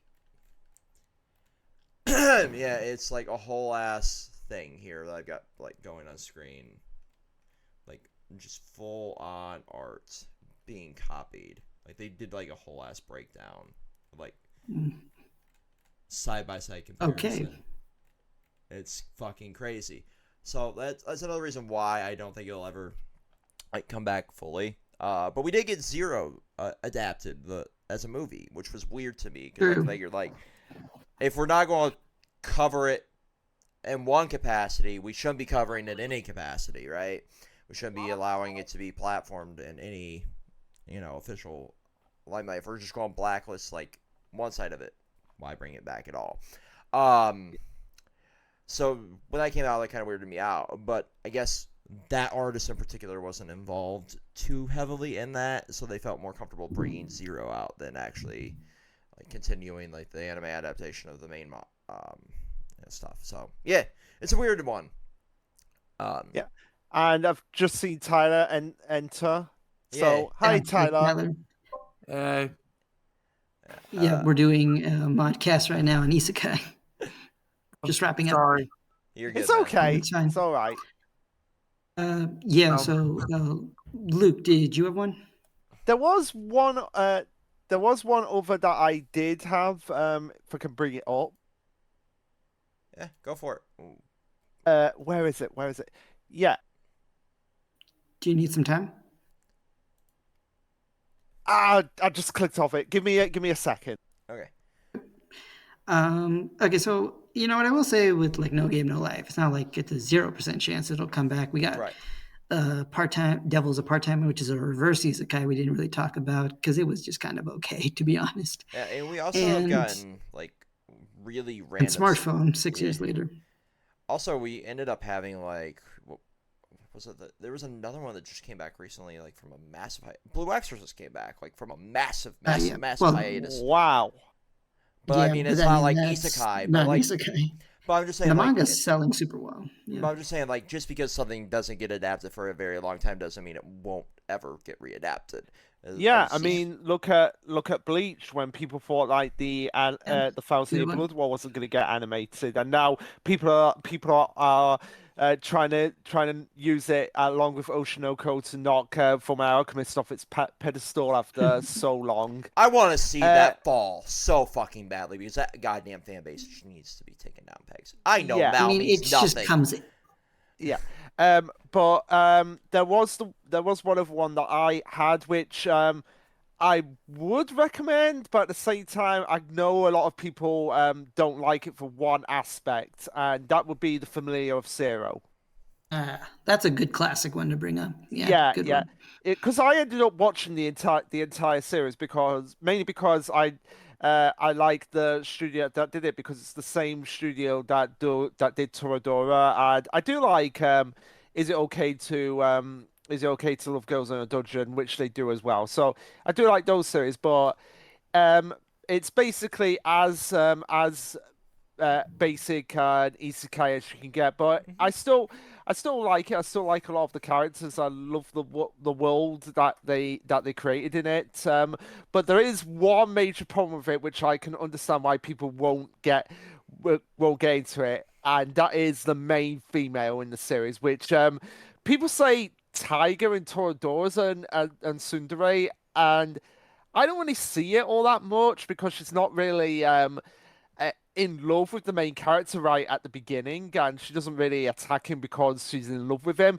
But this girl, oh boy, you want to talk about bitchy characters that are on the level of bitch from Rising of the Shield Hero without doing the whole controversial thing. This girl would be it. So she summons this. She wants a familiar. So, and she wants a fantasy creature, but instead of getting a fantasy creature, she gets a boy from Japan. And while all the other people are happy and content with their familiars and treating them like, well, she treats him like a dog. Now, I know some people would like that, Fex, but at the same time, she will basically attack him over like literally. He could basically put his hand on another woman on another woman's shoulder and be like, "Hey, it's all right. You're perfect the way you are," and she'd be like, "How dare you be with that person?" Why? But at the same time, she does get a comeuppance at times. So Yeah. I've heard of Familiar Zero. Like, why is this like it's one of those like really mixed reaction ones. I don't understand like the mixed reaction to it because it sounds like it's just very formulaic. It's formulaic, but again, it's just the main female. That's like the major problem with her. With that I've series. heard the series is still pretty good for what it is. Pretty good for have what it on my list to watch. for what it is, and it does end on a decent note. I mean, they defeat like the big bad ancient dragon at the end, and then they end up getting married, and you want to know and they end up going to his world to visit, but I honestly want to know what his parent like, because it ends with them just knocking on the door to his house in his world. I want to know what the reaction is going to be of the parents. Like, we left you for 5 minutes and you come back married. What the hell happened? Yeah, I have to watch that series at some point. Yeah, it would be a very wild reaction, right? Unless it happened like Southern America. Yeah. And the thing is, he spends quite a few years in the other world. So it's like, is it on Digimon time where a few years is only like about say 10 minutes in the real world? So like time dilation. That's a Yeah. possibility. Like, it's very wild when you get into that timey-wimey side of things with isekai, because it has such a mixed reaction. Like, you can either have like the best like series like Digimon, right, and then you can have like a lot of like dog shit too. But Well, funny enough, the time dilation goes well with the series I want to talk about. But any last words with Familiar Zero before I go into that? Nope. I will say give it a chance, but if you can't stomach the main female, I understand why. Yeah, I'll give it a chance someday.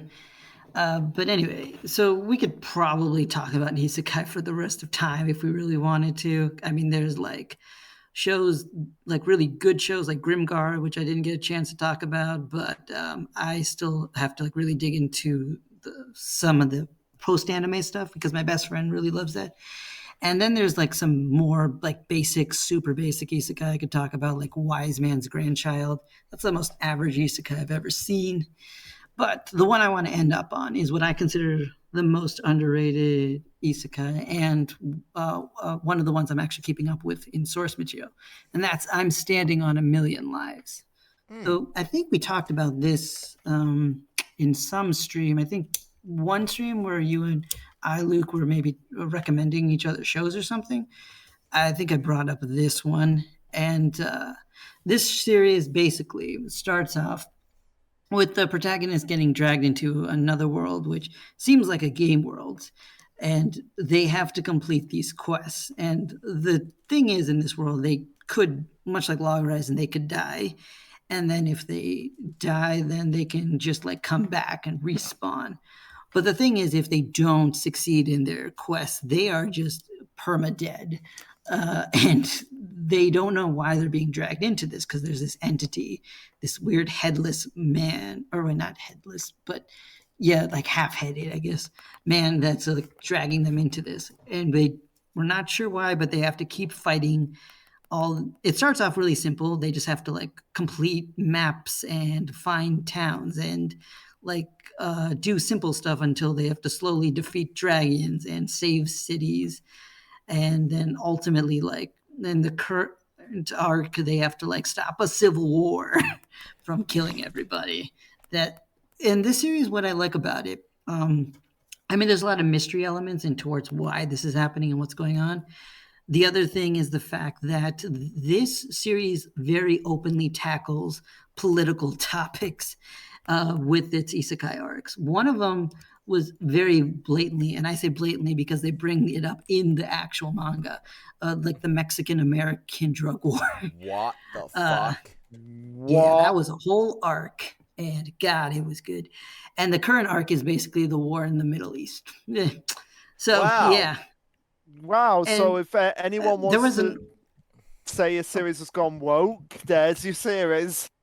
I guess so, but I like the way it tackles it because it's really like multifaceted. Like in the Middle East one, they have like one where it's like, okay, this is why we don't like what's basically fantasy America invading us, but also it's not like everything that they were trying to teach us was bad, and it's not like our leaders aren't corrupt in doing stuff, but then also we don't like foreigners just getting involved with our stuff. And so it's like, okay, how do we deal with this, and how do we prevent America from coming back? And Well, you see- that's just the current arc. There were previous arcs that talked about the abusive like work environment in Japan, and like arcs before that, just generational things. Yeah, And I'm the gonna time keep my mouth dilation- shut on that.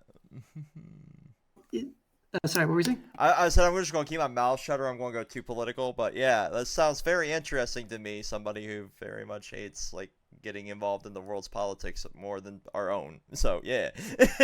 Yeah, I do like how it does tackle like international politics, not just Japanese politics too, because it does do that as well. Mm-hmm. But on top of that, the time dilation was brought up. That Luke is brought up is that this world, and I actually use this as an example of like one of my favorite fantasy or manga worlds, because every time they travel, they beat a quest, they travel back to the real world, and then they have to get dragged back into another quest when they get a new party member. And time travels in that world in between these segments, like generations. And we like in the current arc, we meet like the great grandchild of like a girl who used to be a love interest for the main character in like the first or third arc. And I thought, okay, that's pretty cool. We're just seeing how the actions of our characters have affected the world and changed it, how some big impacts they've had, and also how very minimal impacts they've had just based on the course of time itself. And I think the last thing I want to say is just the protagonist. He is like definitely kind of like a protagonist, much like Senku or Neolation protagonist we talked about in a previous stream, which I don't know when these are going to go up in what order. But morally great protagonist who he is not a huge fan of humanity, and I don't blame him really. But his reasons are kind of like very petty and childish. But that's also a plot point of the series because it's very much a coming of age story for him, where he has to kind of outgrow his like edgelord phase. But the danger part is that this other world is giving him experience and abilities that he could, if he wanted to, use in the real world. And so, you know, it's kind of a thing where it's like, will the protagonist end up developing these abilities and like cause havoc, or was he going to use these abilities to save his world from what seems like an impending disaster? And I enjoy like watching him like go through like the most nefarious things in order to like manipulate circumstances. Because he's a very intelligent character, but he's also like incredibly childish because he is a teenager. So yeah, Yotia is a very fun character to follow. And I think he's gonna be like among my favorite protagonists by the end of it. Yeah, send me a link to this one because this actually sounds really interesting. Yeah, I will say there is an anime for this if that's more to your tune, but the last arc. So remember I said there was a Mexican American drug war? For some reason, for the second season of the anime, they're like, we're just gonna not adapt this arc and instead just make up a new arc for filler. I So- kind of understand it, but at the same time, that's some bullshit. Yeah, I was gonna say like that's probably for the best because I feel like it would. What, Luke? You don't want a fantasy cartel? No, especially when literally Ayashimon got I think the reason that was cancelled is Yakuza. because the Yakuza was being portrayed as like protagonists. Oh no, they actually do noble shit in Japan. How dare they show that they do noble shit in a manga? Like, Yeah, so I can kind of see why and I don't think it would have flown in the West if that was just being reminded that hey, the Mexican drug cartel exists. Yeah, but I mean, that's also one of the things I love about it because it'll tackle topics that you won't see the real world tackle, let alone fiction. And I think for that alone, it should get more attention. The problem is, its arcs are so long and so slow, and it comes out monthly. And so, because of that, it's much like the World end Trigger, style. it's a good story that's really hurt by its own progress. What is the longest arc? Oh, Like chapter wise. I don't know. I actually haven't counted. I'd have to go and do some math for that. Yeah. Well, that's a question for another time. But I mean, there's only like 113 chapters, so it's probably not. There's probably much bigger arcs and bigger shonen. yeah. But yeah, I think it's the monthly pacing that actually makes it hurt worse than the actual chapter count. That's In definitely like 1 year, you get 12 chapters. Yeah, that makes sense, and it's an unfortunate reality of monthly manga. Like they do suffer a lot from that. But I think we can start wrapping this up a little bit here because we're hitting like a 5 hours live mark here. Yeah, I know. It's getting late for Luke, and I'm yeah. I'm getting a little I'm tired. hungry, so So I think like how we'll end this is like what really brought this up was like the vending machine in another world thing, which is one of the more bizarre ones. We talked about like Spider-chan, and we've talked about Slime-chan. We talked about sex worker in another world being another one of the more weird ones. We talked about like subgenres of this, and like you said, Party Jams, like we can sit and talk about isekai for fucking ever. I just opened up manga up for the first time in what seems like a decade. There is now an isekai tab on that app, by the way. yeah, I believe it. In Komiki, where I read some manga, there's an isekai tab there. So And it's like, just going down like the first few of these, you have the B-class mage of unrivaled speed, the unrivaled reincarnated sage of another world. I'm the only monster tamer in the world and was mistaken for a demon lord. Let's see. The second-rate warrior is now an overpowered mage. Even the elf captain wants to be made, and you see the point here, right? Like, there are some dog shit titles, and I figure maybe one of these is good. Maybe one.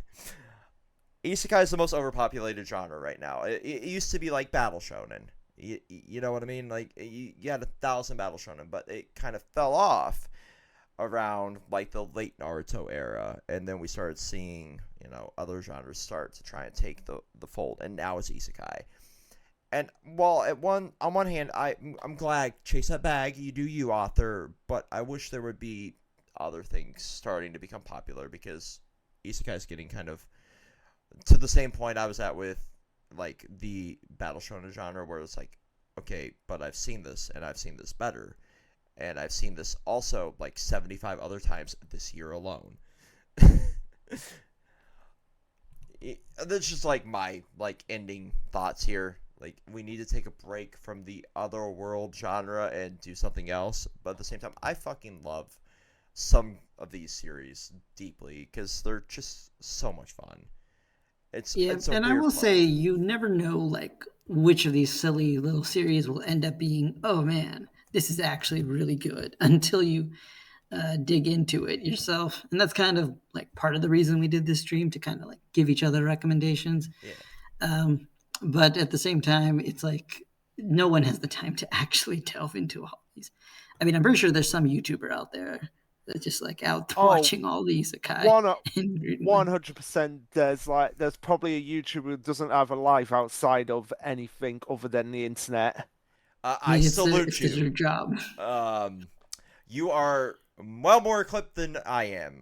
Because I could not stomach like 95% of the isekai that I have watched, and that 5% that is really good. Like I thought Imminent Shadow was gonna be bad just based on the first episode, and then I just kept going. I'm like, okay, I really like this, and then by the end of it, I'm like, wow, I can't wait for more.